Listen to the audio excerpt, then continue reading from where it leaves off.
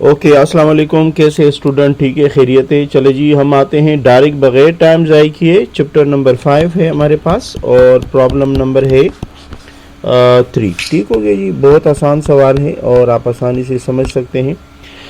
सवाल में कहना चाह रहे कि मान लो आपने एक स्टोन को या कोई ऑब्जेक्ट है ऊपर की तरफ आपने उसको फेंक दिया। ठीक है जी।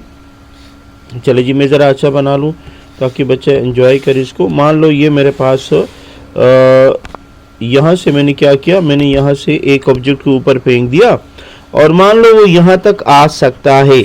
यहाँ से लेकर यहाँ तक सपोज करे h हाइट तक ये ऑब्जेक्ट जा सकता है। ठीक हो गया।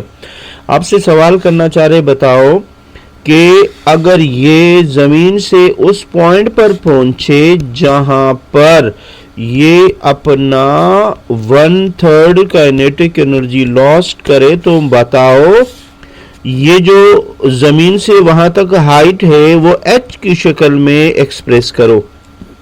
एक दफा दोबारा देखें। फर्ज करें आपने कोई ऑब्जेक्ट ऊपर की तरफ फेंक दिया, वो ऑब्जेक्ट किसी हाइट h तक जा सकता है। आपसे कहना चाह रहे, बताओ जमीन से कितने फासले पर या कितनी हाइट पर अगर वो अपना 1/3 काइनेटिक एनर्जी लॉस्ट करे तो वो जगह जमीन से कितनी ऊंचाई पर होनी चाहिए और वो जो आंसर है वो h की शक्ल में होना चाहिए। ठीक हो गया जी। तो चलो जी, सबसे पहले देखें इसका मैं यूं सॉल्यूशन दे सकूंगा कि मैं कहूंगा let x be the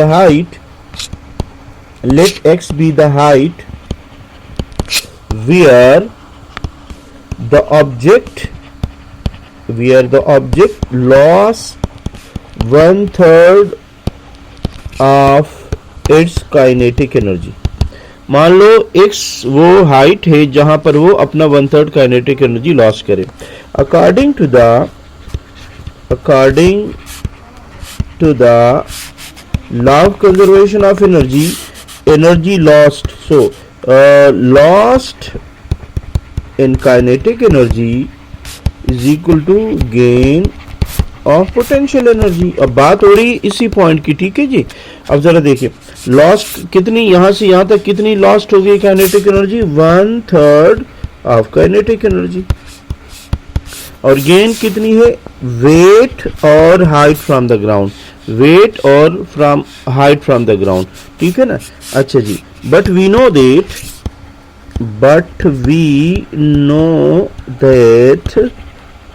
that kinetic energy always be equal to potential energy, right?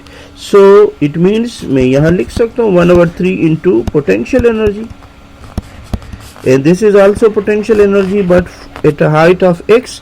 so मैं क्या कर सकता हूँ 1/3 into mgh potential energy, mg के साथ कैंसर। और देखिए क्या बचा हमारे पास, बचा 1/3 h इक्वल्स टू x। इसका मतलब ये है कि यहाँ पर जब यहाँ से यहाँ तक this is 1/3 h, it 1/3 h it lost 1/3 of its kinetic energy. ठीक है ना। सो जब हम जमीन से 1/3 ऑफ टोटल h होंगे तो वहां पर आपने कितना लॉस्ट किया? 1/3 ऑफ काइनेटिक एनर्जी लॉस्ट किया। अब ज़रा एक बात जहन में याद रखिए, ये सवाल चेंज हो सकता है। बस मेरे बच्चों को अब क्या है, रट्टा नहीं लगाना। रट्टा कैसे नहीं लगाएंगे? देखिए, आपसे अगर वो कहे ये बताएं ज़मीन से अगर कोई ऑब्जेक्ट 1/2 काइनेटिक एनर्जी लॉस्ट करे, बताओ ज़मीन से कितनी ऊंचाई पर होना चाहिए?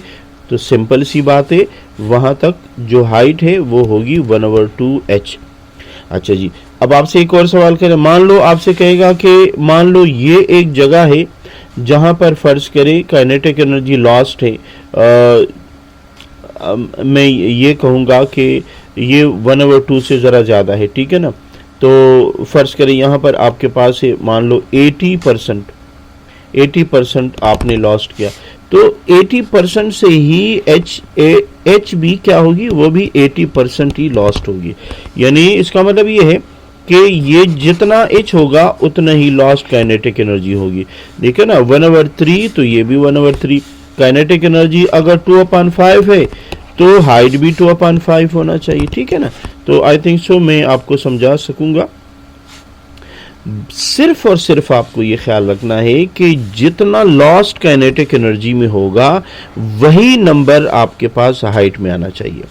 ठीक है, यानी अगर काइनेटिक एनर्जी 2/5 टाइम लास्ट करता है तो हाइट आपका जो आंसर होगा वो भी 2/5 टाइम h होगा।